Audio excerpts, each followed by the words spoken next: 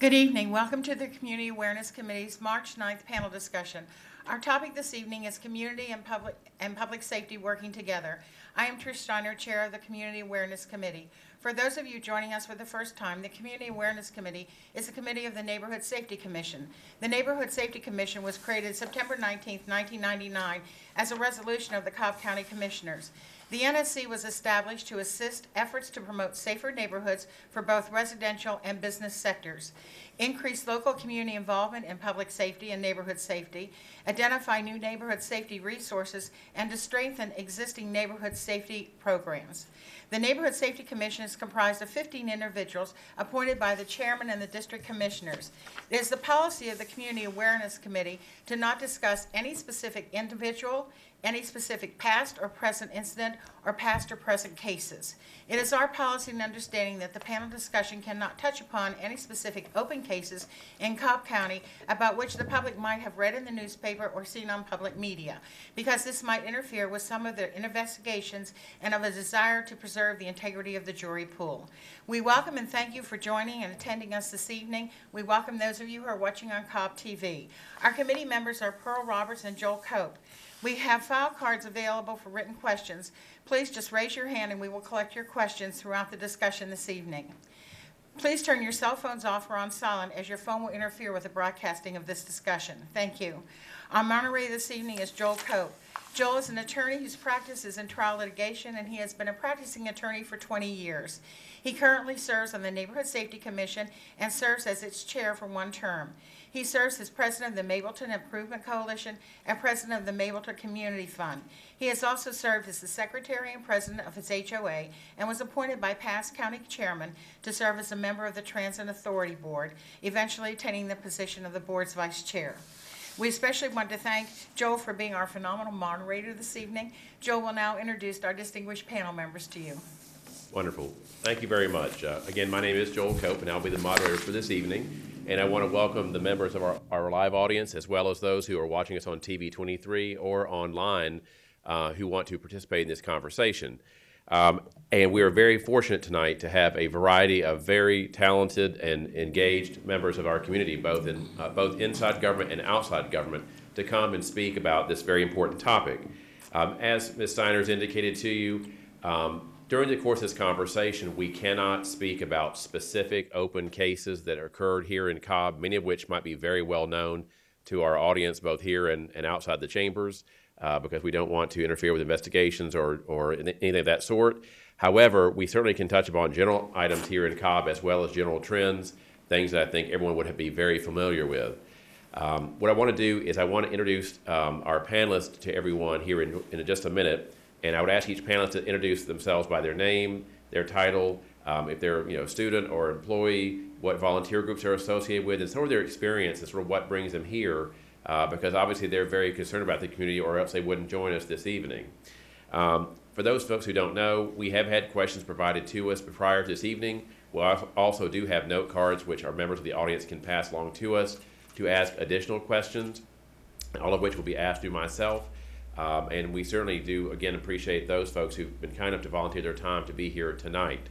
And so what I'm also going to do is ask questions, some of which might be specifically directed to one panelist, but what I encourage all the panelists to do is, if they have an opinion on a particular subject, whether or not that is their expert subject, we always ask people to feel free to weigh in and speak, because after all, this is meant to be a dialogue, and we want to make sure that folks who are watching here and also at home have a chance to learn from their wisdom and their experience. Since again, the whole purpose of these different panel discussions is to educate the public and to help them come away knowing a little bit more about this topic than they did when this broadcast first began. So in no particular order, I'd like to introduce to our public audience here and also at home, Major Jeff Adcock, Deputy Chief William Tanks, Assistant District Attorney Brendan Murphy, Deborah Johnson, Daryl Watkins, Chris Collins, and Takaya Brown. And again, if I could, I would start with Major Adcock. If you would, please just state your full name, what position you hold, and sort of what your experience is here, and then we'll just kind of go to each member until they finally have spoken, and then we'll kind of go into the Q&A portion of this program. Thank you, Joel. My name is Jeff Adcock. I am, this summer I'll have 24 years with the Cobb County Police Department. I've served in multiple roles, whether it's on the SWAT team or in our training unit. I was the chief's adjutant. I've served the last almost 5 years as the precinct commander for Precinct 2, which is in Austell and South Cobb, and just recently was promoted and transferred to Precinct 3, where I'm the precinct commander there. Precinct 3 is in Cumberland area, and so we'll have the Brave Stadium in the area just north of there in south of Marietta. Thank you. Thank you, Joe.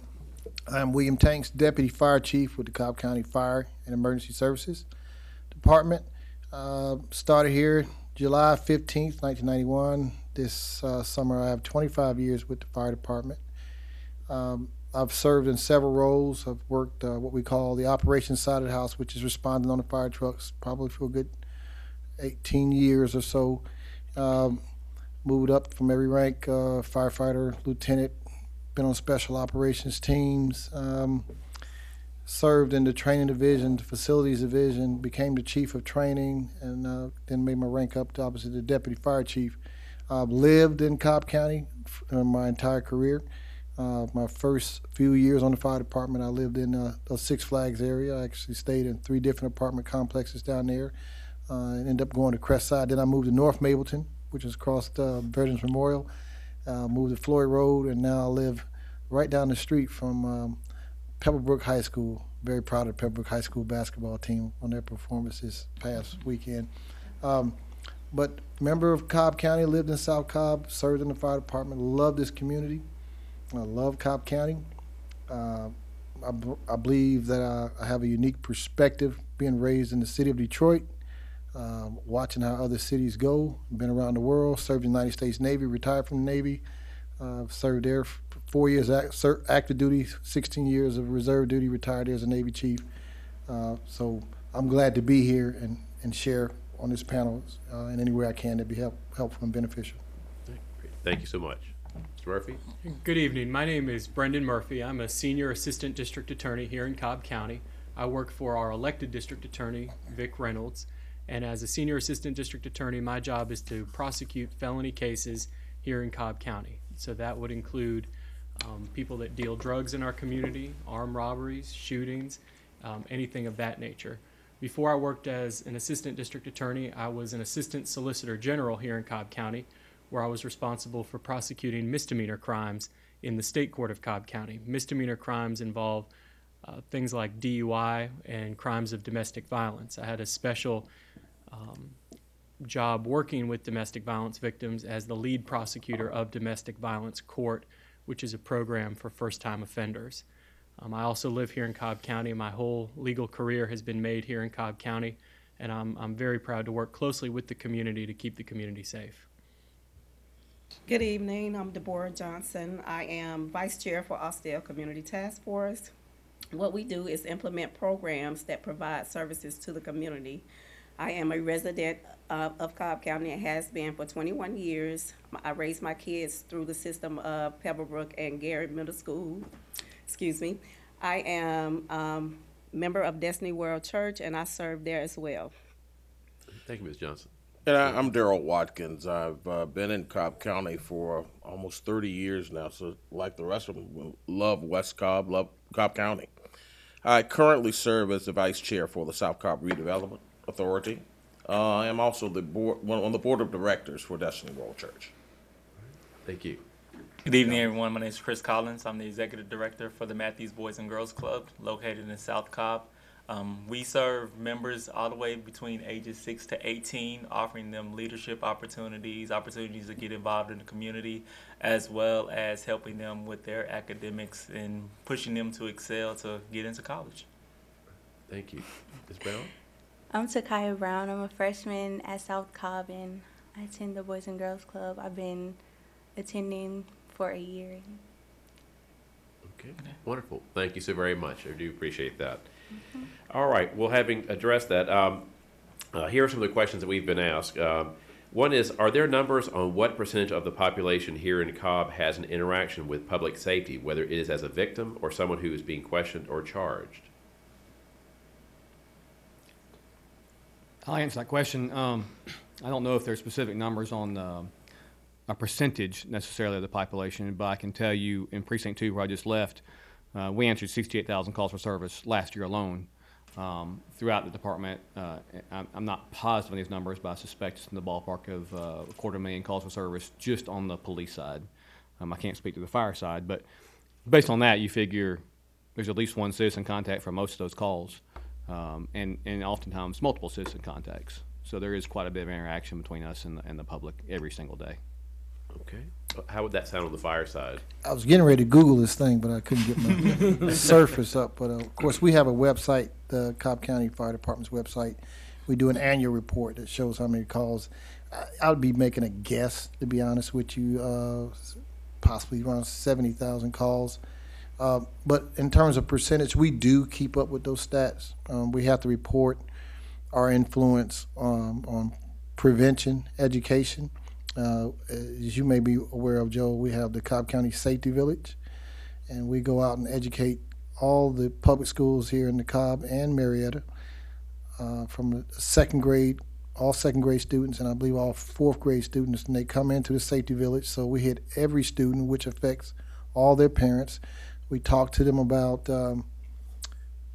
fire safety, preventing fires, safety around the house. That's a very effective way to reach out to the community. And of course, as Major Adcott mentioned, the call volume we get. You know, most of us, when you call for emergency medical calls, a lot of people don't realize firefighters are dual trained, cross trained. You'll dial anything other than law enforcement. If you flooded water pipes in your basement, the proverbial cat in the tree, which we may not necessarily get out. If you have smoke in the area, or you have your grandmother's having a heart attack, the fire department's going to show up. So we touch a lot of the community. Then we have some of our trucks. We got 29 stations, and some of those engines can run anywhere from 10 to 12 calls a day, and that's every day of the year. And you multiply that by 29, so you can get a rough number there. But that's the best estimate I can give you now before I can get to Google. Okay, thank you. Thank you very much. Appreciate that.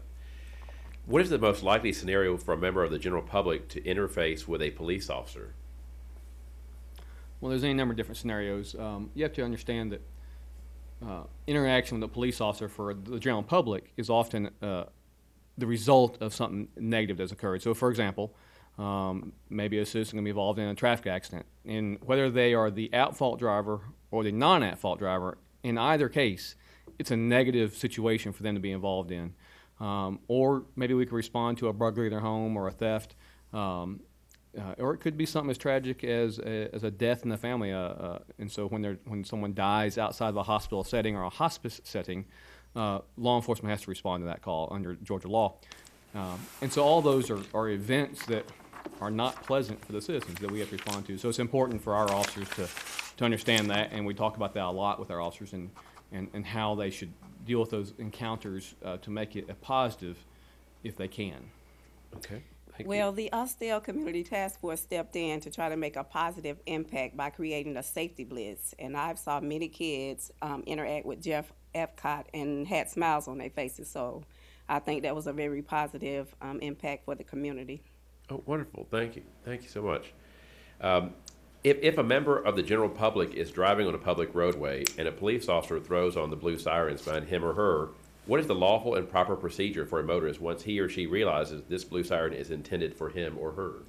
Absolutely. So the proper procedure is maybe to pull over to the right side of the road or into a parking lot if one's nearby. Now, I would caution people in the middle of the night, if you're not comfortable stopping there for whatever reason, Georgia law allows you to slow down to well below the speed limit and drive to a space that you feel safe. So that might be a service station where lights are on, or maybe a parking lot where it's well lit. So I'd recommend that in the middle of the night if the person's not comfortable. But the idea would be to get over to the side and stop the vehicle so the officer can have the conversation with you. In addition to that, I would say that in the middle of the night or in a scenario where you're not comfortable, it'd be a good idea to turn your flashers on as well. So that way you're acknowledging to the officer that you know that the officer's trying to stop you, and it alleviates any concern on the officer's part that the person is trying to flee. Because unfortunately, a common tactic of someone who's trying to flee would be to slow down and then speed up maybe turn abruptly or take some kind of evasive action. So you want to do something to notify the officer that you know that they are trying to stop you. And turning your hazards on, I've had a lot of people do that, is a good idea. And can the police ever pull over a motorist or stop someone on the sidewalk if he or she is in an unmarked police car? Why not, if that is the case? They can. And in fact, I drive an unmarked car, and I have stopped people and written tickets before. Typically, what you'll find is people who are stopped by someone in an unmarked car, they're doing something pretty egregious. So, for example, I stopped a lady on the East-West Connector about 8 months ago doing 105 miles an hour. What's a 45 zone? And so I pulled her over in my unmarked car. Okay. What is the difference in the goals or objectives of a marked police car versus one that is unmarked? Well, of course, a marked police car is visible for everybody. Unmarked car, sometimes they're used for what you would see on TV in terms of undercover operations, or sometimes they're just used for a command staff appointment because a marked car is very expensive to build. So you have a light bar, you have cages, you have stickers, other equipment, computers and things like that that typically would go into a marked car. And so the expense alone, you're adding about $15,000 to a car, maybe even more than that if I had the figures in front of me, to build a marked car instead of an unmarked car. So in my case, I am not typically responding to calls for service. I typically work in an office environment dealing with various matters, administrative matters in my precinct. I have about 92 people in the precinct. So it's not necessary for me to have a marked car. And if it's not necessary for me to have a marked car, why would we spend an extra $15,000 for a vehicle for me? Now, I do respond to critical incidents. I'm an incident commander, and my car is equipped with emergency equipment so I can get to those calls quickly. But I don't need a cage. I don't need a computer. I don't need a light bar. And so that added expense would be problematic if we had to, if we want to be conscious of the public's budget. Okay. And what is a member of the general public supposed to do inside of the vehicle once he or she is stopped and is awaiting the police officer to get out of his or her police vehicle to come up to the window? Another good question. I always like for the drivers to simply put their hands on the steering wheel and roll the window down, and just stand by for the officer to get up to the window. It's always helpful when someone does that. Personally, what I don't like seeing, and most officers don't like seeing, is someone moving around the lot, reaching into the glove box, reaching under the seat, doing movements that would, or someone could possibly produce a weapon or something like that, or maybe even hide evidence or contraband. So it's always a good idea just to put your hands on the window, on your steering wheel, I mean. And if you do that, in conjunction with getting stopped in the middle of the night, the officers are looking for a lot of things as they're approaching their car, and you see the hands up on the steering wheel. It allows the officer to understand that the driver has an understanding of what the officer is looking for and is willing to cooperate. Okay. And if a member of the general public is stopped and the officer issues an instruction to the motorist to which that motorist disagrees, must the motorist comply anyway just because it's an officer of the law requesting that? Well, it's hard to say without knowing the specific scenario. Normally, I would say yes. So, for example, the officer might ask the motorist to get out of the car. Under the Constitution, as defined by the Supreme Court, you have to get out of the car. You must produce a driver's license. If you don't do those things, the officers can take additional steps. So I would say in most cases, you need to comply. And the best answer, frankly, is if you disagree with something that happens on the side of the road, let the traffic stop go to its fruition, and then contact the officer supervisor, or contact me as the precinct commander, or contact the chief of police, or any other different method that you can think of to file a complaint and have it investigated. As people have probably read about, there have been instances in this country where you've had members of the general public who are minorities who are pulled over, and they felt like they need to either speak up or resist because of information that they were being asked to do by the police officer who stopped him or her. Is that ever advisable? And this is to everybody on the panel. So repeat the question again, Joe. Yes, there have been cases in the country where you've had high-profile situations where members of the community who are minorities have been motorists, and they've been stopped or pulled over, and they felt like the officer was asking them to do unreasonable things, and they've resisted, and there have been confrontations that have kind of gone from there, and obviously we've probably seen all videos of those types of things. Is it ever advisable to resist or demand certain information from the officer? You can certainly demand information from the officer. I can say this, though, that I would not recommend resisting. 99.9% of interaction with police officers and citizens works out fine because the person's compliant and the officer does what they're supposed to do. Are there some bad actors in law enforcement? Absolutely. We've all seen those on the nightly news. But resisting in and of itself is problematic because you're forcing the officer to take steps that they're going to move forward with that could cause problems for the citizen. And frankly, we've had cases where citizens have been injured or worse, where if they had simply complied from the very beginning, they wouldn't have been injured, they wouldn't have been harmed otherwise, and then they could, like I said earlier, in the earlier question, they can simply result back or refer back to the supervisor and go to the complaint the citizen complaint route. And what I would add to that is the excuse me, the side of the road is not the courtroom. The side of the road can be a high stress environment for the officer and for the driver. It can be dark, there can be traffic. The officer doesn't know the intent of the individual in the vehicle. And so that's kind of what the courtroom is for, to judge and evaluate everybody's behavior. And so that can be dealt with at a later appropriate venue. I think where the challenge lies, though, is the disconnect of what a person's rights are, understanding what your rights are. Some of the things you talked about, Chief Adcock, some of them are things that are by law. Some of the things are suggested practices that just work. I think where the disconnect happens is that many don't know how to work with legal, with law enforcement. And vice versa, there are some, law enforcement that, how do I want to say, they're within the law, but there's the way to actually do it. Right, the right way to do it. So I think that's where the challenge oftentimes comes in. I absolutely agree with you, Daryl. And I personally have done a lot of discussions with young people in South Cobb, whether it's South Cobb High School or your church or the Right. Boys and Girls Club, and we talk about rights and what your rights are. So, for example, if an officer asks you if they can search your car, you absolutely have the right under the Fourth Amendment to refuse that request.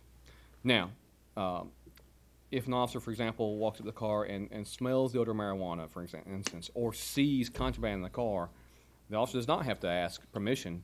Legally, he can go ahead and search that car whether the driver wants him to or not. And sometimes that's the rub, is that people don't understand that. You hear this sometimes. You go to a door and you say, you have to have a warrant to come to my house. Well, that's true in some cases, but in other cases, that's not true. And I don't want to get into the specific legalities of it, but it goes back to the education component with community members. And that's why I go back to, if you have a problem with what occurs on the side of the road, and you're absolutely right that the side of the road is not the place to have an argument. If you've had that encounter and you disagree with what occurred, the proper course of action would be to go through that supervision or any other different methods that you can to have a complaint with the police department so we can follow up on it.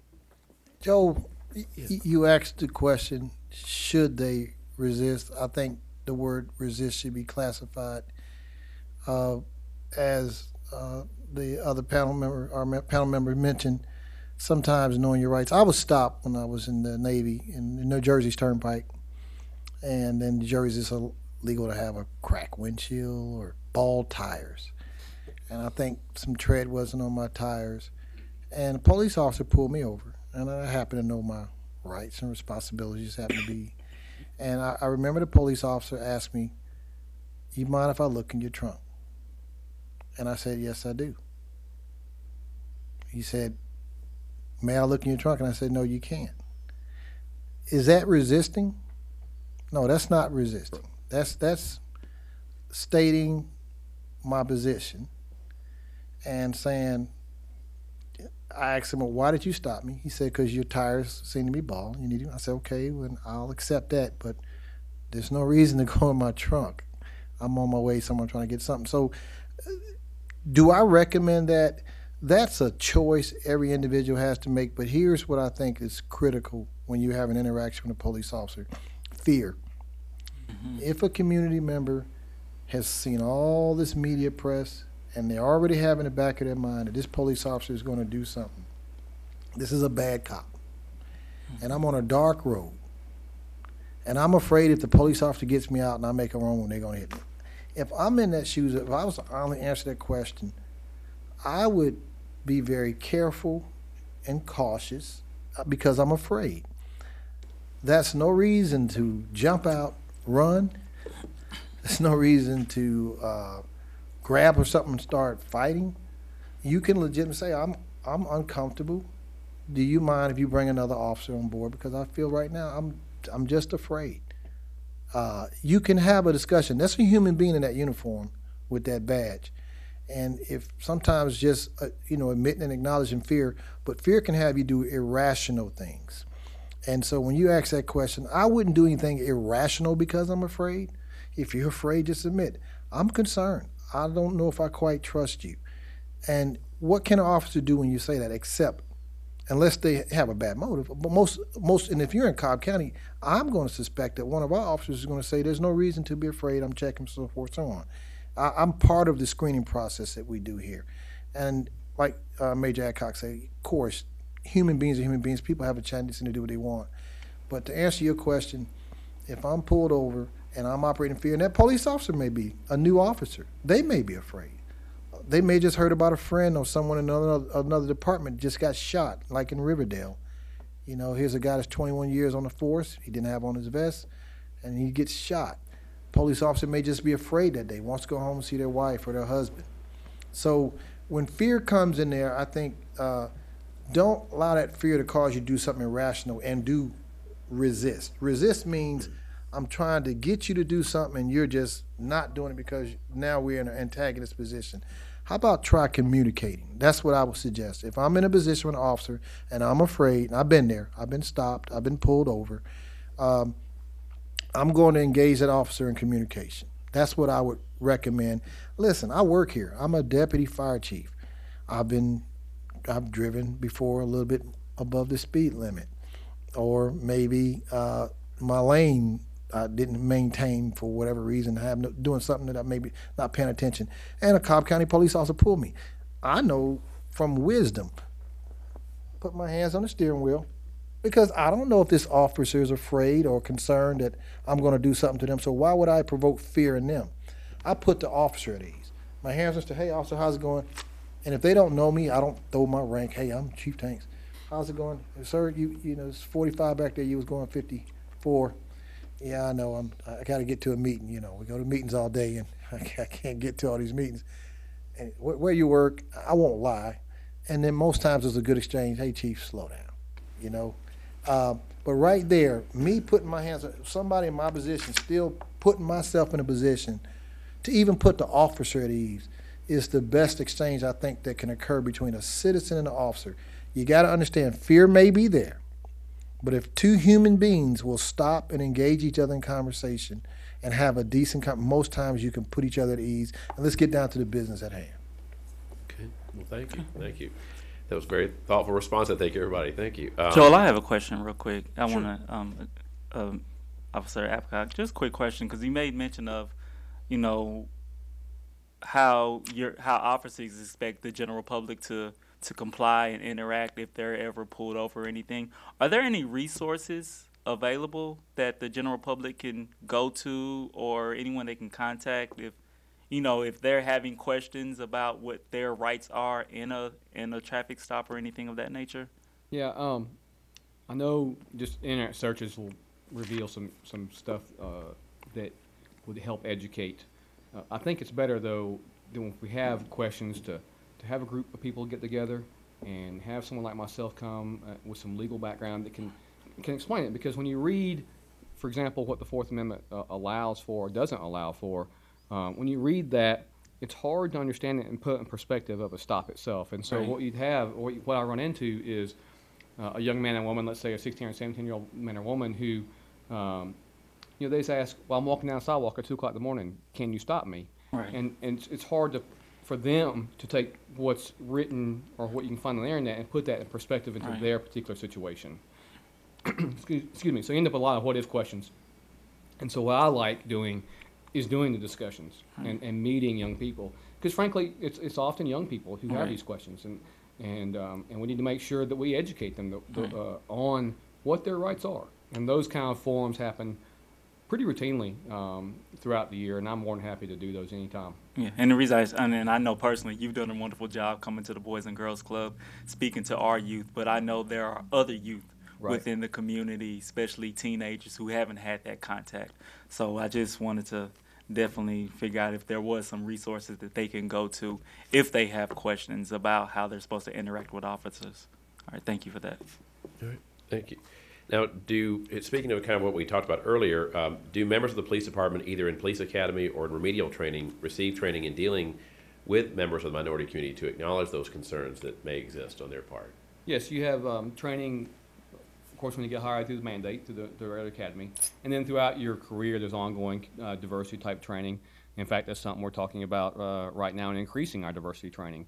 So yes, that training does occur repeatedly throughout your career. And does the Public Safety Department actively recruit members of the minority community to serve amongst their ranks, whether it's fire or police? Absolutely. Yeah, Absolutely.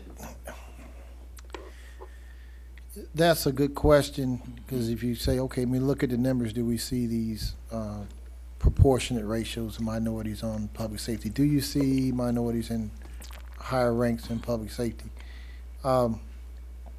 I know police is actually doing a better job than fire, I think, recruiting. But we have definitely in the fire department been very purposeful in our recruiting efforts to reflect diversity. We have in COP Fire what we call cultural commitments. We preach fitness. This morning at about 7 o'clock, as a deputy fire chief, I took a physical abilities test. I almost passed out, but you know, fitness is something we believe throughout our department from the top person down. Our next one is, we call it unity through diversity. It's something we expect anybody that's going to be a leader in our department, that we don't always focus on where we're different, we focus on where we're in common. We tell every last one of our firefighters, you're not a black firefighter, you're not a white firefighter, you're not a female firefighter, you're not a Latin American firefighter. You are a Cobb County firefighter. Our diversity makes us stronger. So we do recruit because it's part of our cultural commitments. Safety and education are other two cultural commitments. But diversity is part of something that we commit to as an organization, something our leader believes in, something we practice. We try not to, we don't want to just give it lip service. Tomorrow we're going to be at McEachern High School. We go to some of the high schools. We go to the military. The challenge that we find is that although we recruit, we do lose a disproportionate amount of minorities through our process, sometimes because of academic performance. Mm-hmm. Now that's an unknown. You say, well, where are your minority, you say African American firefighters? Now you lose your white American firefighters too, but if I have a class of 20 firefighters and 5 are black, 15 are white, and I lose 2 of those black and 4 of the white, proportionally, I've lost half. Right. So what we are seeing is, yes, the recruiting is there, but we understand we got to do probably something before they come to the application process. Public safety is very stringent in their hiring practices. What we found out, Joe, that if you allow a firefighter to come in your house, let's say they come in the house, they're going to treat your daughter. She's unconscious, she has her pajamas on, you got money in your house, and you got jewelry. We cannot afford to allow anyone with any history of criminal activity to become a firefighter, because it would destroy the credibility of our profession. Now, what does that mean? Sometimes we lose minorities because of indiscretions that have happened when they were teenagers and they don't meet hiring standards. What has Cobb County done about that? We've started a Cobb Fire Explorers group of youth, ages 14 to 21 years old. We go out and get these young kids. We tell them, if you're going to ever be a firefighter, you can't smoke marijuana. You can't be involved with drugs. You can't do the experimental things that some kids do in high school. You can't get 5 tickets or DUI. These things will eliminate you from our hiring process. And sadly to say, that is where I've personally seen us lose some of the minorities disproportionately that we've recruited, is through our hiring process. So we say, well, change the process. I don't think that's the best interest of public safety. What we need to do is reach our youth a little earlier and let them know that public safety, it's almost hard to get on the fire department as it with FBI. So I hope I answered your question. Yes, we recruit, but we do have a slight retention issue. So a couple of thoughts, Tanks and Chief Adcock.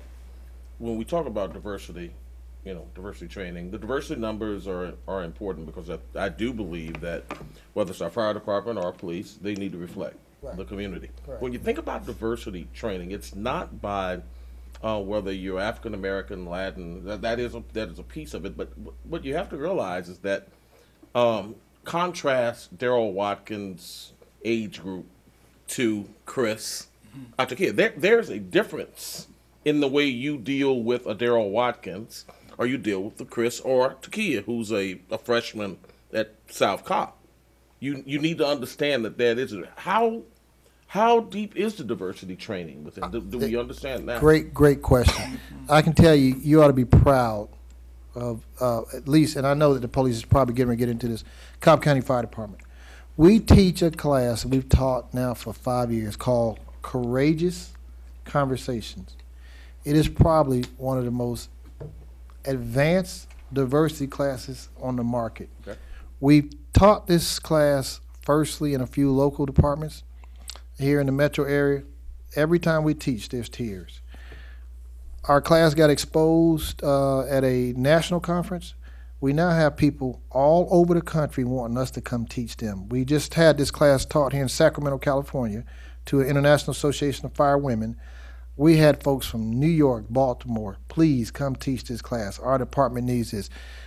We taught the class at a Executive Chiefs Association up in Virginia.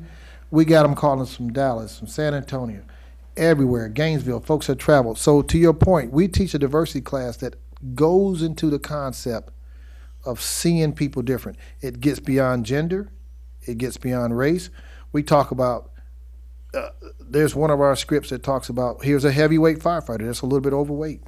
And the slimmer firefighters are making so-called fun. And we teach them, wait a minute. Just because somebody's different from you or sees things different from you or have a different background, and that is diversity, there's a way to embrace that and engage that, and we teach them to have courageous conversations. So how deep is your question? Here's our class.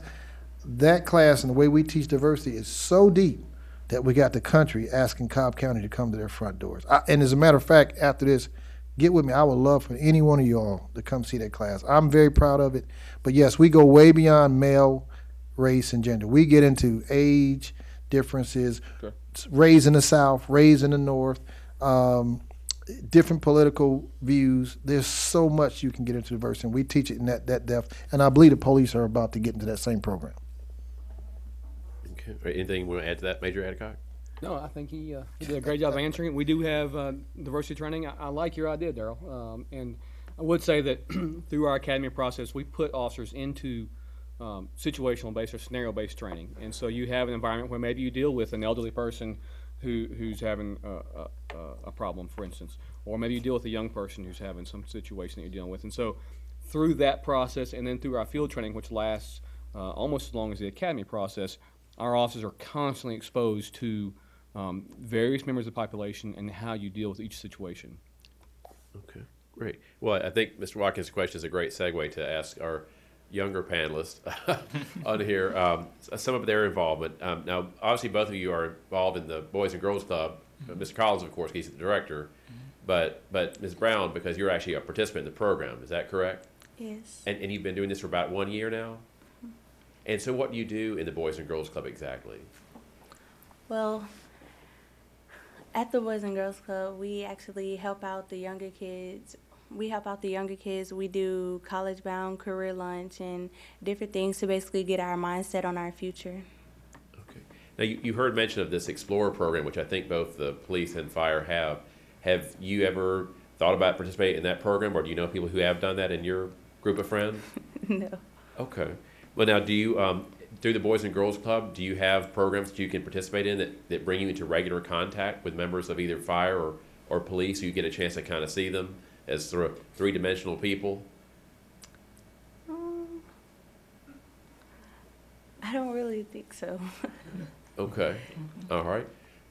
Is that something that some of your classmates or your peers have thought about or talked about? Honestly, I've heard it like a couple of times from peers and just people around me about the conversation of the whole firefighter and the different things about it. Okay, all right. Do you have friends or people that you know in your circle that have had an interaction with either law enforcement or fire, whether because they were themselves a victim or maybe there was some issue there, maybe they were being asked or questioned, or have you had that occur in your group of friends?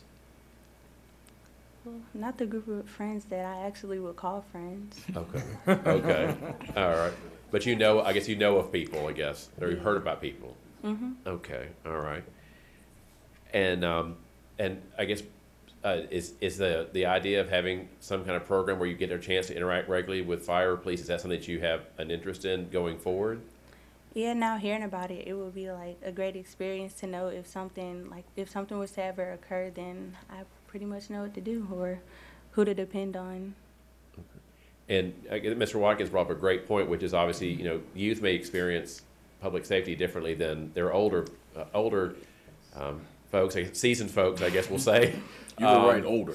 Yeah. I was trying to be politically correct here. But what is your general impression about law enforcement or the fire department in Cobb County? Do you have any opinions? About law enforcement? Yes. Do you have certain impressions, whether good, bad, indifferent, about either fire or police officers in Cobb County? Well, in general, I have like different types of opinions. They're just like all over the place from time to time about police officers from time to time, but it's just about things that's on the media and things that we're more exposed to now instead of like good things that we're supposed to be exposed to. And so you learn about most of those interactions from social media? Basically. Okay. And not from conversations with people in the fire department or the police department? No. Okay. Okay.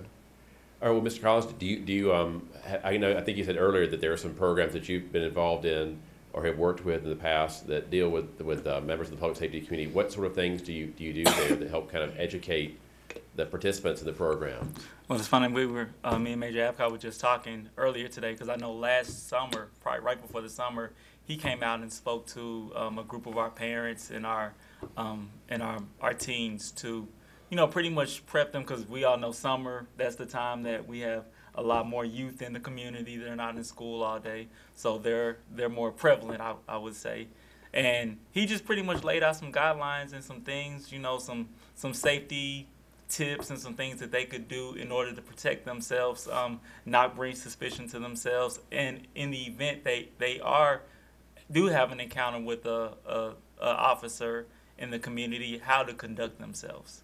So, but one of the things that was talked about earlier that I would like to kind of go back to is, I think it's real important that we kind of do a little bit more on this. I know with us it was just a one-time interaction, but I think it's especially with this generation of youth, it's a lot more prevalent that they need to have more positive interactions with law enforcement, because I know there was a conversation earlier about having the fear. If the only time you ever hear about an interaction with law enforcement, or you personally have an interaction with law enforcement, is because of a negative situation, then it automatically creates that fear that anytime you're approached by an officer, that it's going to be a bad predicament. And Takai made mention of it. They're seeing so many negative things in the media, social media. They're getting such a wide range of negative perspectives. And I think it's really important for them to see some of those positive interactions and to build those relationships with the officers so that they understand that they are actually human. They're not just a police officer, they are actually human. And there was a conversation about communicating with them. I do have the option to communicate with them, and they will listen to my concerns and address them if need be. So I think that's something that I'll be honest, I've been in Cobb County roughly about a year and a half. I know we've had that one interaction, but I would like to see more of that. I know we talk about it in the schools and things like that, but me being being a director for an after school program, I would like to see more of that, those positive interactions between youth. I don't think even if it was just a police officer stopping by the club just to say hi, just to have little small interactions with the youth so that they would understand that every time I see a police officer, it's not always because of a negative situation. And I think that'll start changing their mentality a little bit, and they'll feel a little bit more comfortable if there's a traffic stop or if they ever get questioned. And if they won't automatically revert to fear, hopefully they'll be able to revert to, oh, I've had conversations with officers that have been positive. So there's an opportunity that this conversation could be positive as well. I think that's great, excuse me, and I think that's why the Austell Community Task Force started implementing the Safety Blitz, where they have the police officers to come out and talk to the kids and interact with them and play games with them. And even the fire station, they bring the house and teach the kids, like, don't leave stuff on the stove unattended. They teach them those type of things. So it is in the community. We just got to get the kids to get there so that they can be educated about what they're trying to do. And a quick question I ask, when you say kids, what age group are we talking about? It's all ages. It's all ages. Yeah, the block party that she's referring to is not a structured as age group. Okay. It happens in an area. We've done it in Six Flags 2 or 3 times. 5 years. 5 years, and we've done it in the Osborne area right there off of Windy Hill twice. And so it's open to the public, and then most times it's to children, and they'll show up. They'll be as young as 3 years old and strollers, and as old as 17 and 18. And Chief Tanks, can you tell people sort of like what happens at these events, and how did you pick the areas of the county to be located in that you do it? Yeah, they give a lot of credit to Austell Community Task Force and Director Heaton.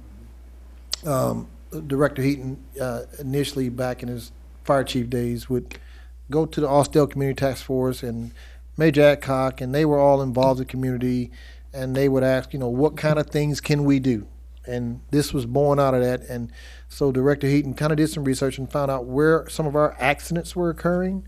And in the Six Flags area, we recognized, this is something the public doesn't know, that there were pedestrian versus vehicle increase right there on Six Flags Drive. And I think Commissioner Cupid now has a cross light right there at the Right in front of the plaza. right in front of the plaza. That did not used to be there, because we found out there was an increased instance of folks trying to cross the street, and they were getting hit by vehicles. So Director Heaton at the time said, let's go down and educate kids about crossing the street.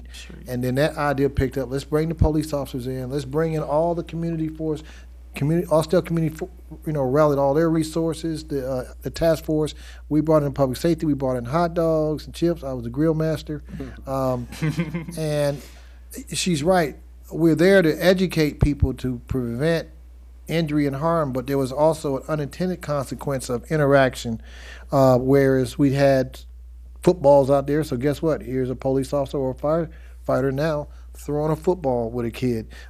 There was me walking up to young men who happened to have their pants down, and they were, and I was able to approach them and say, let me talk with you.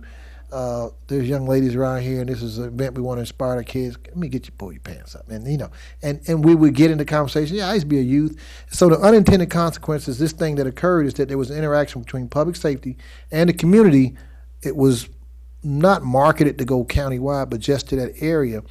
And we found that first one was a big hit, and of course, we'd spread out and took it then over to Osborne. So there's normally tables set up. You'll have folks from 911, fire, animal control, police. There's all kind of interest out there on public health. And then the kids are allowed to come out. We talk with them. They do face painting, and dancing. The dance troops come out. And the fire and police explorers come out and do demonstrations. We could tell you so many success stories. It's been a very positive experience. Unfortunately, you may not have heard about it, but because it's only been in those 2 pockets, and it takes a lot of organization. We probably couldn't do but 2 a year. Let me ask you a question. Again, I'm about to show my age, so I apologize up front. When I was growing up, and I'm 55 years old, we knew the the police officers that patrolled our areas. Reason being, they walked into our barbershops, they walked into the stores, so you knew them. Right. So if I needed Jeff Adcock, oh, that's Major Adcock, and I knew them, so it lessened the fear of them. So I'd be interested, Major Adcock, Mr. Tanks, how well do you think, not on organized events like the Austell Task Force does, how well do you think the community knows, do they know the person that's patrolling from 10 o'clock to 4? Yeah, I think that's an excellent question. I wanted to answer your question and go back to you, Chris, as well.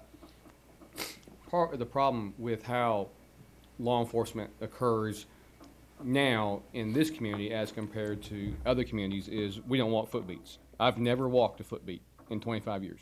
Okay. But you go to New York City, downtown Atlanta, there's officers who are specifically assigned to foot beats. They have a particular block of area they're supposed to walk, and they go inside stores. And you can create relationships via that means.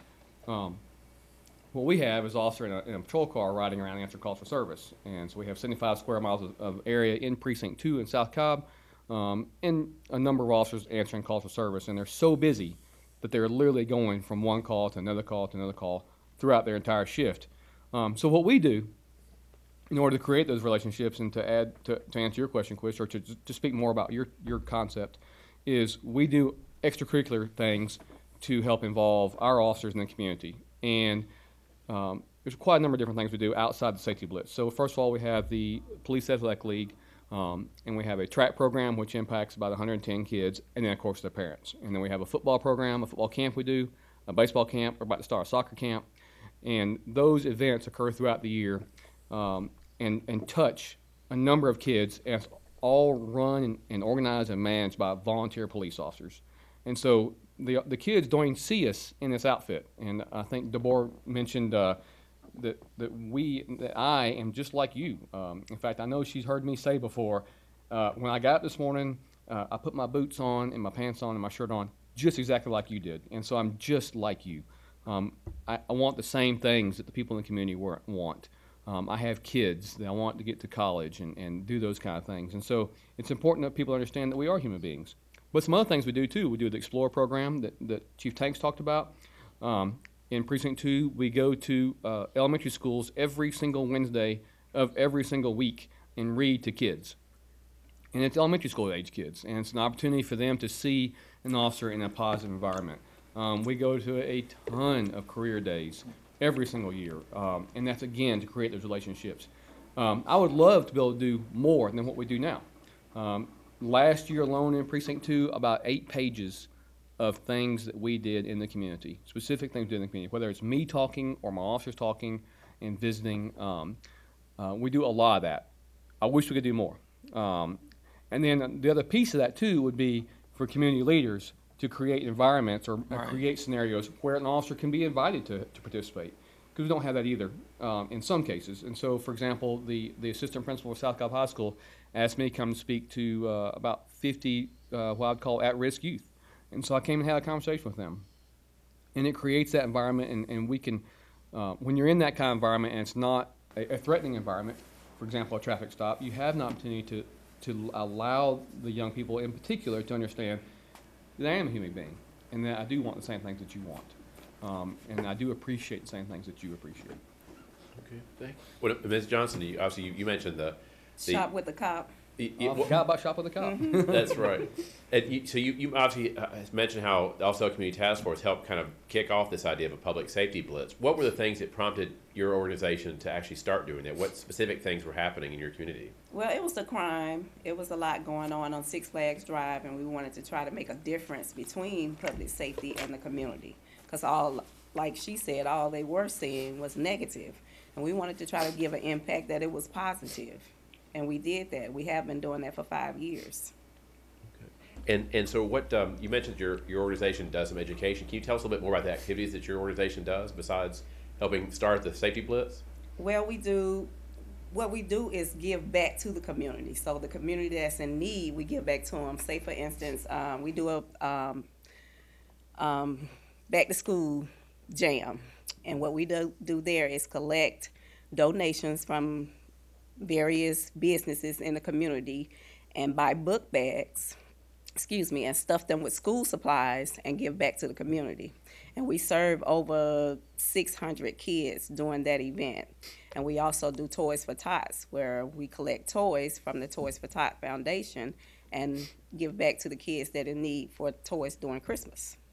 So it's a lot of programs. Right now, we're looking for funds to implement more to really have an impact on fatherhood and sisterhood and how to do a resume and things like that of that nature to impact a life one program at a time. So you're trying to work on life skills as well? Yes. Now, besides the Safety Blitz, are there other things that you do to try to bring together members of law enforcement or public safety and the minority communities in Austell? Yes, as a matter of fact, we just had a meet and greet today. To welcome the new sergeant to this area. And we had a room full of people that showed up and wanted to meet him as well. So those are the type of things we do to impact the community, to let them know, you know, you're not alone, and we have the resources if you just come out and grab them. Most of the time, we have to market it well to get it out there for the people to come, but it's been successful. Today, I know we had probably about 30 people. And also last week, we had Mr. Tank there to speak at our partnership meeting to let the people know what he do and how he can impact the community as well. And can you see just anecdotally a difference in people's attitudes towards fire and police since you've begun your efforts? I can say with the Safety Blitz, I've saw a lot of kids interact with the public safety, with fire chief, even in the house. They were very active, asking questions. Well, what happens if the flame go up? What do I do? You know, and they teach them, well, you need a fire extinguisher. If you don't have a fire extinguisher, you need to drop and roll and try to get to a safer place, safer area of the house. So, yes, I do see an impact. Joe, I have an anecdote. Sure. At one of the Safety Blitz, there was a young man, African-American young male, who saw at their Six Flags Blitz the fire explorers, and he became interested in what they were doing. He asked, how can I join? And he was dressed like any typical teenage kid, and had his hood on. He had on a hoodie. And he walked up to the firefighter, or one of our fire chiefs, and started asking questions, and they got hooked up with our Fire Explorer program. And as we told him to come out, they come out and look and see what the Explorer program is all about. His mom has to bring him. He has to do a couple of nights. We see if he's a good fit. We have rules and standards. And his mom was talking with one of our training chiefs, and she just got into a conversation that his dad's not in his life, and he's graduating from high school in a couple of weeks. Our training chief showed up to this kid's graduation, and the mom couldn't even speak. She just broke out in tears. Now, this kid from that block party joined our Fire Explorer post.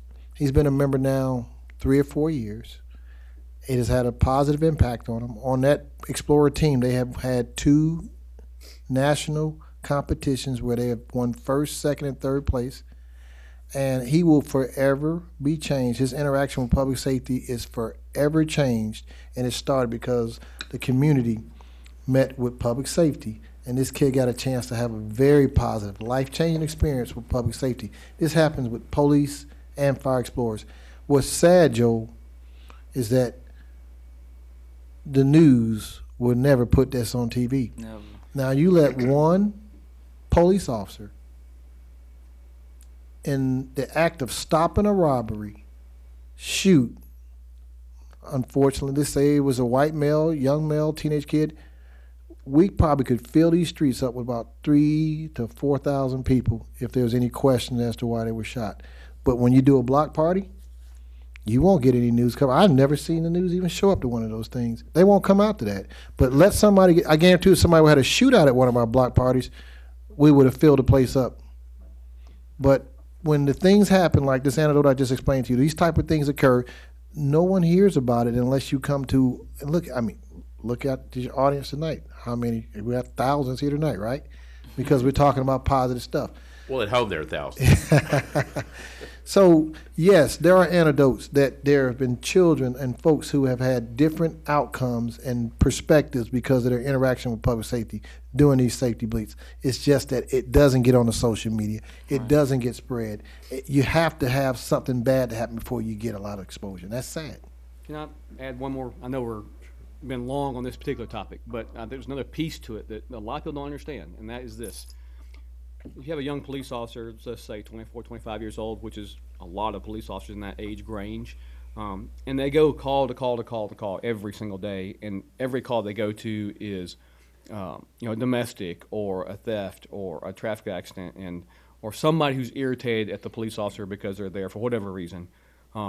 It's easy for that young man or woman to get jaded, to believe that everybody in the community that they're working with has some problem with law enforcement, for instance. And so then when you send that officer to a PAL track program or a baseball program or football program, or read him into the school, or you go to a career day, or you have to go read at Bryant Elementary or the safety blitz, or shop with a cop, that young officer has the opportunity to deal with somebody in a positive environment, and it allows that young officer to understand that, hey, 99% of the population are good people, and 99% of the population support law enforcement.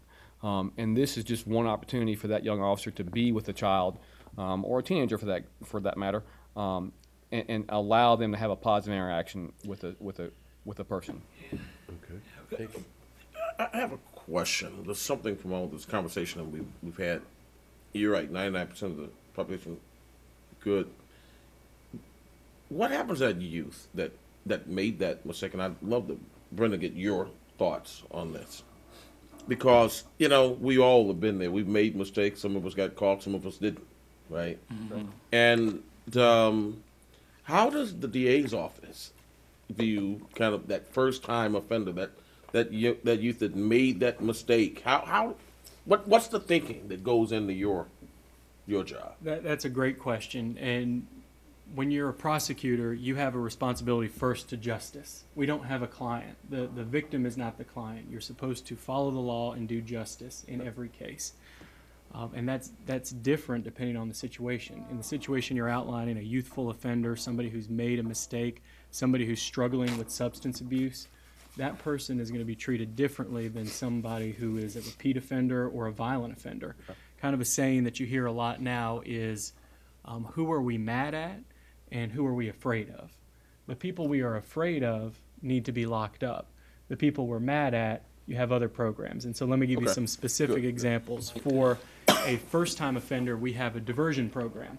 And it's very stringent. There's actually a prosecutor that's her job, is running the diversion program. And if you have a first offense, nonviolent offense, you apply for diversion. You have to be accepted into diversion, and you would have to commit community service. You would have to do drug and alcohol testing, and it's ultimately approximately a 6-month process, and then that charge may be dismissed. There are other alternatives. There is something called first offender. If somebody has not been convicted of a felony before, and they have not used first offender treatment before, then if they are on formal probation and they're successful on their probation, then the charge could ultimately be discharged at the end of their probation. First offender is it's a two-edged sword, we say, that if the first offender does everything he or she is supposed to do, they can end up getting a discharge. If they continue down the negative path, then their sentence could end up being increased to the maximum. So first offender is another option. And then another option, which I know our Neighborhood Safety Commission has covered in depth, are our accountability courts. Here in Cobb County, in Superior Court where I work, we have 3 accountability courts. We have a drug court, a veterans court, and a mental health court. And those courts work with people in those specific areas to address those specific concerns. That's the root of crime is often, I think everyone would agree, the root of crime is often substance abuse or mental health. There are very few people we deal with that are just bad people. There are a couple out there, and those are the ones we're afraid of. But these accountability courts try to get to the root of the problem. You served your country in Afghanistan, you came back, you have PTSD, and now some negative interaction happened. It was your first offense. Let's get you into a veterans court. And in state court, where they deal with misdemeanors, they also have some accountability courts, DUI court, and they're starting a mental health court. So I think you're seeing, from a criminal justice perspective, the mindset shifting. I think you see this from the state level, and it's filtering down to us because they're incentivizing local prosecutors. They're giving us the resources to pull people into these accountability courts. That's helpful. Well, Mr. Murphy, this is a great segue to kind of cover some of the things that you do in the district attorney's office. Obviously, I'm sure everybody's heard the term grand jury, but not everyone may know what it is and what it does. Could you explain that for our audience? Sure. A grand jury is an important part of the process. The grand jury comes to us from Old England, as they say, and it's enshrined in the United States Constitution that you have a right to a grand jury, and we also have it here in Georgia. Grand jury is 23 people from the community. Recently, they've expanded the way that they bring people into court to comprise the grand jury. There had been concerns before that the entire community wasn't represented on the grand jury, so from a state level, they've changed the way they generate the list. The grand jury has criminal and civil responsibilities, so I'm obviously most familiar with the criminal responsibilities. In Georgia, certain crimes, misdemeanor crimes, don't have to go in front of the grand jury. The prosecutor draws an accusation, and then that charge can be prosecuted in court. For serious felonies, a serious felony charge has to be brought to the grand jury. And the way that works is most of the time it's the officer that took the charge comes and provides testimony to the grand jury. The grand jury is not a trial jury. They're not trying to figure out what happened beyond a reasonable doubt. They're looking for a very low standard called probable cause. And so the grand jury decides whether there's probable cause to go forward on a charge or not. And so the way we do it here in Cobb County is a very big, busy county. So grand jurors serve for 2 months, and they meet every week. And they'll meet just right across the street here, and they'll meet on Thursdays, and they'll hear criminal cases. The officers will come, and a prosecutor goes in with the officer, and the officer is sworn and testifies to whatever allegations occurred. Then the officer steps out, the prosecutor steps out, and the grand jury votes in private about whether to what we call true bill, which is approve a charge, or no bill, which is disapprove a charge. At the end of the day, they take a list of everything that they've done and they present it in open court to a superior court judge about the different charges that they've either true billed or no billed. Then we take the true bills and proceed on the prosecution process. If a charge is no billed, it is possible for the prosecutor to revisit that or leave it alone, and it will stand no billed, and there will be no further prosecution on that charge. And what is the significance of the fact that the grand jury is provided for in the Constitution as opposed to just a regular statute? It shows the importance. You know, there's an old joke that people say a grand jury will indict a ham sandwich. And I can tell you, I've had some cases that were no billed because the grand jury is there to follow the law, but the grand jury, that's why it was so important that they truly represent the entire community because they have that body of wisdom. Sometimes we'll be in the office and we see these things day in and day out, just like Major Adcock said, and so you get used to it and say, let's bring this case to the grand jury and see what the grand jury has to say about it. Let's see what the common wisdom of the people of our community has to say. Is this something they want us to pursue, or is this something they want us to leave alone? One example, not of a specific case, but in Georgia, if you have a theft charge involving a debit card, it can be 5 cents or 35 cents or 25 cents, and it makes it a felony. If I take your card and I go buy something with it, that's automatically a felony. Whereas if you had a $5 bill on the table and I took it, that would only be a misdemeanor. So I can remember a case like that one time. Let's bring this to the grand jury and see what they think about it, and let the people of our community decide, do they want that to be treated like a felony or not. And how are the members of the grand jury selected? at the very first day of their summons to the courthouse, the summons go out, and like I said, it's now a wide net to try to capture as many people as they can to bring them into the process, not just people that vote or just people with driver's licenses. They go wider to make sure the whole community is represented. And most of the time, the district attorney himself, the elected district attorney or our chief assistant, goes in and they make some remarks to the grand jurors, the prospective grand jurors. They then ask some questions, very basic questions, because there are some statutory requirements to serve on a grand jury. You have to be a citizen of the United States, so not just a green card holder, it has to be a United States citizen. Individuals have to be 18 years old. Individuals have to live in Cobb County at the time of their service, and they have to have lived in Cobb County for 6 months preceding their service. Sometimes folks will get caught up. They're either moving or have recently moved, and they still, honor their summons. So they'll ask some very basic questions like that, where the person works, if they have a spouse, where the spouse works. And then it's roughly the first 25 people that come in, because they have 23 people selected for the grand jury plus 2 alternates. The district attorney and those there in the room also will designate a 4-person, an assistant 4-person, and also a clerk, which is all 3 of those roles are vital roles for making the grand jury's work go smoothly. And who sort of kicks off the work of a grand jury, and who determines what it will investigate? Can they make their own decision? They'll say, you brought us together to investigate a road bid project, but we don't like that. We're going to investigate the Board of Education and focus on that instead. Great question, and that goes to the civil power of the grand jury. So for the criminal power of the grand jury, the way it usually works is the district attorney's office will schedule the cases. As an assistant district attorney, I draft a draft indictment, and then I give it to somebody in the office, and she schedules, say 30 cases for the grand jury to hear on a given Thursday, and we'll go in and present all those cases. On the civil side, the grand jury also has responsibilities. For instance, they have to, investigate might be too strong a word, but they have to go and look at the jail, for instance, at least once a year.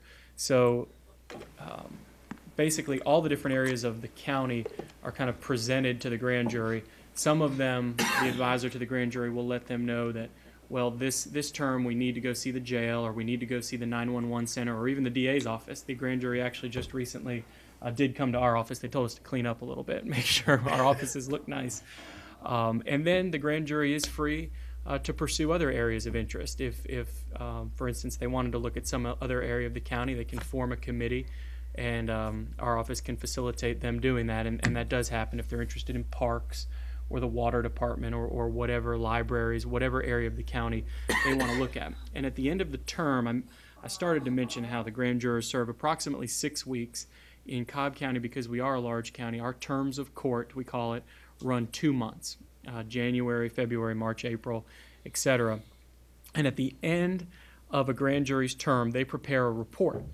And that report is a public document. And that report will include kind of a highlight of all the cases that they either true billed or no billed. It's more of a numbers thing. And then it will also include brief statements and summaries about all the different areas of the county that they visited, such as the jail or the DA's office. And it can give recommendations to the elected or appointed officials about how things can be better, and it can also make comments about how things are going great in some areas. The grand jury then goes in front of a superior court judge, and that document is read into the record and becomes an official record that anybody can access. And can the defendant be present for the work of the grand jury and ask questions of his or her own, or have an attorney present to question witnesses? Great question. In most cases, the defendant does not have a right to be present at the grand jury, and defendant doesn't have a right for the counsel to be present at the grand jury. The grand jury is a private proceeding. The district attorney can't even be present when the when the grand jurors are voting whether to true bill or no bill a case. In our system, we have a little doorbell. We present the case with the officer, and actually some cases aren't even presented by officers. If a citizen were to take out a warrant, Sometimes a citizen presents a case to the grand jury, and then we leave, and they ring a little doorbell for us to come back in and present the next case. Well, given the fact that the defendant is not there, I'm sure some people are probably saying, well, gosh, don't grand juries return true bills 100% of the time? There's nobody to argue against the prosecution. Right, and that I kind of mentioned before that that's just not the case, that they're there for a role. Now, they're not there to try the case beyond a reasonable doubt. A jury of the individual's peers later in the process will be able to try the case beyond a reasonable doubt and have vigorous counsel representing that individual and cross-examining the evidence that the state puts up. But the grand jury process is just to make sure that probable cause exists, that very low standard, that probable cause exists to go forward with a prosecution. And some states, in Georgia, we're fortunate to still have our grand juries. In some states, they've done away with grand juries altogether because the federal right to grand juries is not applied to the states. States can decide whether and how to do grand juries on their own. Well, I guess the relevance, too, for those folks who are watching about the grand jury discussion is that there have been some of these high-profile cases, again, in the country where grand juries have been summoned to investigate the behavior of a particular police officer or police officers, plural, in a scenario. Are there particular rules that apply in Georgia with respect to how that is conducted? Right now, there's not a uniform process for dealing with an officer-involved shooting. The legislature, as everybody knows, is in session right now, and there is active litigation about making a uniform system statewide to deal with that question. And so that legislation is pending, and something may or may not come out of the legislature this session. Every county is different. In some counties, even in the metro area, they don't present their officer-involved shootings to a grand jury. Here in Cobb County, we do. After every officer-involved shooting is investigated by the police department, also investigated by internal affairs, looked at by the district attorney's office and our major crimes unit, then an initial thought is made about whether to take a charge or to present it to the grand jury. When we present each incident to the grand jury, our office has developed a form, and I have that form available to you here tonight. As just an example, this is a blank one. And basically, the district attorney's office will present testimony before the grand jury, and then the grand jury will be given this form, and they can decide whether the use of deadly force by the officer was authorized, and whether the district attorney's office should take further action or not take further action.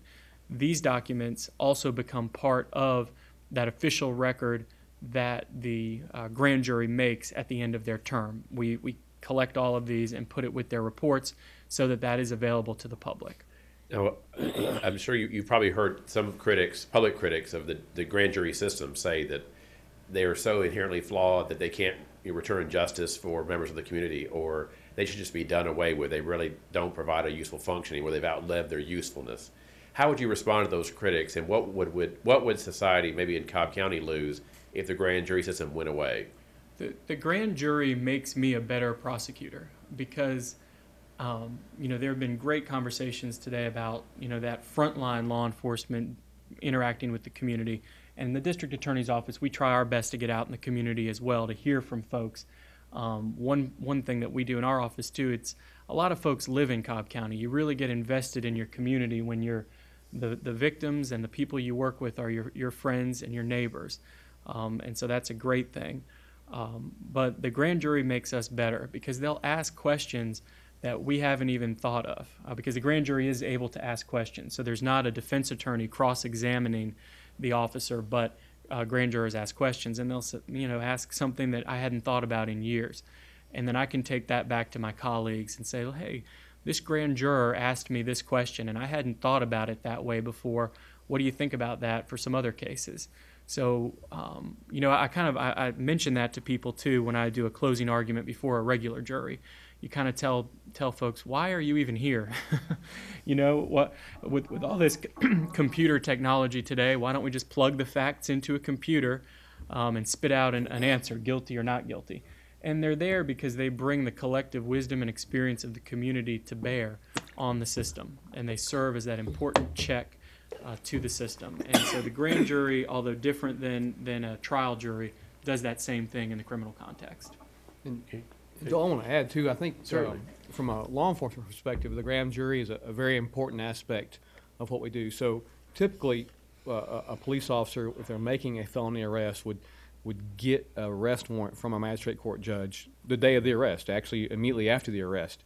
And the grand jury provides the opportunity for further review of that arrest before we get to trial. And I think it's really important to point out, it's 23 citizens from Cobb County who aren't law enforcement officers. They're not attorneys in most cases, at least not criminal defense attorneys or criminal defense or criminal prosecutors. And so they have that wisdom that he's spoken about to apply the law as they understand it to that particular case and make a decision. And I have personally had cases that were no billed because that's what happens. And that's the way the process is supposed to work. And I think it's another checks and balances that needs to be in the system. Yeah, I like the process. I understand the requirements. I guess my question would be assuring that composition of the grand jury, represents and mirrors the community. Absolutely. And the language, and maybe Joel can tell me, the language used to say something like it was the brightest and most upright citizens of the community or something like that, kind of very old-timey language, as you can imagine. Mm-hmm. And that's been done away with.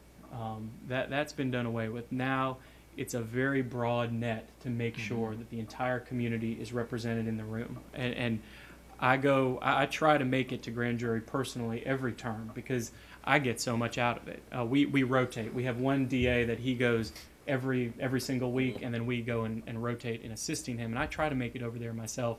And I've been in the room, and it looks like Cobb County, young and old, black and white. And that's been very, very heartening to me.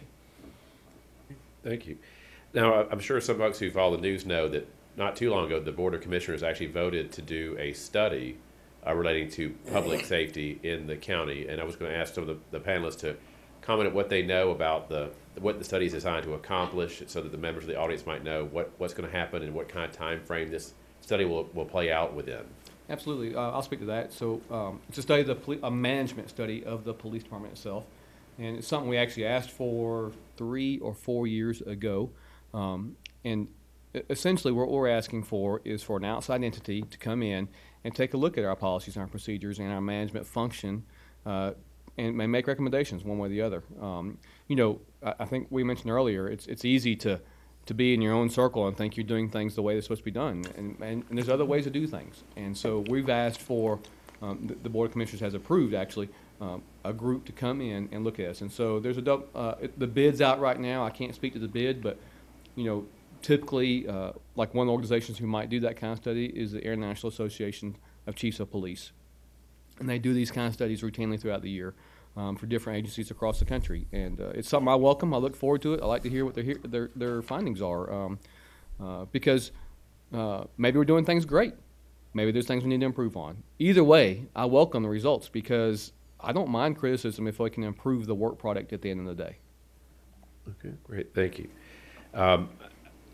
As it applies to the interactions between minority community and law enforcement, I'd like for each of the panelists to go across and sort of sum up for us what you think the biggest misconceptions that are out there about the quality nature of that relationship between the minority community and the law enforcement community, and tell us something that you wish the public would know that they don't understand because they're only focusing on what social media tells them. Well, I guess I'll start with that. I guess the biggest misconception currently in the media, and we've spoken about this today, is that the media would portray every police officer as being a problem, and that's simply not the case. In any profession, you're going to have bad actors, and certainly there's been bad actors in law enforcement across the country, as demonstrated in the media. But the fact of the matter is that high 90th percentile of police officers are good folks who simply are doing a hard job. And what I wish that the community knew, or that the media would do a better job of, is to recognize officers for the positive things that happen every single day. Much higher number of positive things occur than negative things occur. And so in Precinct 2, for instance, about 68,000 calls for service last year. Out of that number, just over 30 citizen complaints. And if you do that percentage, I think it's 0.0004% of calls resulting in a citizen complaint. And I put those numbers up against any corporation in America. And I think every single day there's officers who have good interaction or maybe even save someone's life. That happens all the time, but it's never in the media. And in fact, even when you put it and hand it to the media on a silver platter, they won't produce it and put it on the show or put it in the paper. Okay. All right. Thank you, Major. Chief Tanks. If there was one misconception that I would want to be addressed that has been perpetrated, particularly in the media, particularly in the African American male and the police, the perceived white police, let's say, divide, is that there's this thing called us and them. There's a portray that there's a battle, there's a war, there's a divide, and I know we got to wrap it up. So I would summarize it that the community there really isn't a us and them. There is portrayal of us and them on the news, and there's certain interest groups that come in and stand up for one side or the other. But I recall going down to the block parties, and I remember some of the officers wanted to be careful. Hey, we're going to Six Flags. Got to make sure, there's watch out for any bad guys. And some of the citizens, here come the police. But the majority of the officers were there because they wanted to help out. And the majority of the citizens were happy the police officer was there because they get to come out and play and enjoy, and they weren't worried about somebody robbing or beating up because the police are here. There is some divide. There are extremes on police side and there are extremes in the community, but that larger majority is one system where we need each other. As I told you before, Joe, I've watched where the community and the police were divided in the city of Detroit, and crime took over. And when crime took over, no one was happy. I'm a African American. I don't want anyone breaking in my car, stealing stuff from me. I don't want my daughters robbed or raped. I don't want my son shot by some criminal. I want a police officer there because I need him so my kids can grow up. My kids come up in the Boys and Girls Club of America. They went to the one on Floyd Road. My daughter is now a prosecutor who went to South Cobb High School. She's a prosecutor in the state of Baltimore working for Marilyn Mosby. I want to make sure that my daughter had that opportunity to be the prosecutor she is, and it wasn't a us and them. So the conception is we are divided. There is Austell Community Task Force and Major Adcott. We exist. There is a connected public safety in the community. So if there's one misconception that I want everyone to know, there are more of us together than there are us who are divided. Thank you. Mr. Murphy? Thank you for having me. And I think an important thing, we've talked a lot about the minority community dealing with law enforcement or the court system in a negative way, that if an individual were a suspect or being stopped. I think it's extremely important to remember that in the court system, the minority community are also victims. When we have crime, the minority community can be victims of these shootings, of drug dealers in their community. And so it's extremely important to remember that as the community comes into the court system, that folks are treated with dignity and respect when they're victims as well. If somebody's apartment is burglarized in a not nice neighborhood, it's not their fault. They're a victim also. And so it's very important to me to vigorously advocate for victims from all communities, and I try to impress that upon the younger prosecutors. And I agree. I think that we should, as humans, treat each other like humans. Just because we have a different skin tone does not mean we were right or wrong. I think we need to go through the process and reach one at the need, at the situation, not just assuming because their skin is black that they're guilty. Okay. With the police officers, a lot of people know that I live in Cobb County, and they be like, I'm not coming to Cobb County. And I'd be like, why? Because the police is going to stop me. No, I don't have that impression. You have to have your impression on your own. Don't listen to what someone else is saying. I mean, just find out for yourself. Because if I watch the news living in Cobb County, I would think that they are against me, but that's not the case. I've encountered police officers and fire chiefs, and they're all nice people.